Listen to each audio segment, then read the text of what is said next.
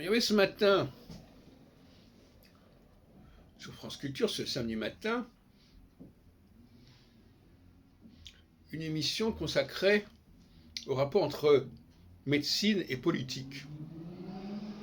Et effectivement, je pense que dans le cas de l'astrologie notamment, telle que je la conçois, ça s'assimile à une forme de médecine, d'anatomie. On décrit une situation, on décrit le fonctionnement normal d'une société, d'après un certain type de cycle, et on peut en tirer une certaine pathologie éventuellement. Je dis bien pathologie, ce qui veut dire que c'est comme un corps n'est pas forcément voué à être malade, mais il peut l'être. Une société n'est pas forcément vouée à être en crise, mais elle peut l'être. Le rôle des astrologues tel que je conçois, c'est d'éviter les crises. C'est de ne pas les prévoir, mais de les prévenir.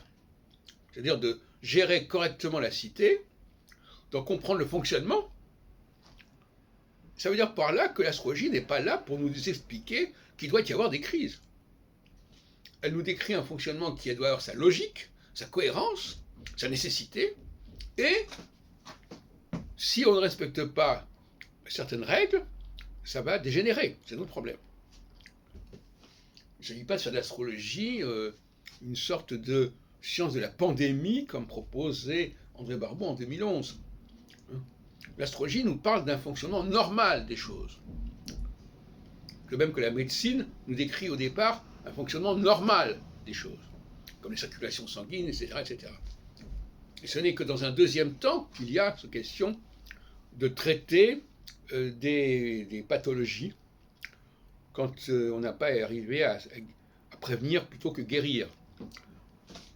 Mais le schéma astrologique de base, c'est de décrire la cohérence d'un dispositif qui est celui de notre société, de nos cycles. C'est ça qui est important. Donc, astrologie, médecine politique, effectivement, moi je considère que je suis un médecin de la société, un médecin de la cité. C'est-à-dire quelqu'un qui décrit d'abord les choses et qui n'envisage la question de la pathologie qu'une fois qu'on a correctement décrit. Parce que quelqu'un qui n'a pas décrit quelque chose correctement ne peut pas rétablir les choses correctement puisqu'il ne sait pas exactement ce qu'il en est. Et il ne peut pas non plus s'apercevoir qu'il y a quelque chose qui ne va pas. Donc si on n'a pas défini la normalité, on ne peut ni définir ce qui est anormal, ni revenir à ce qui est normal.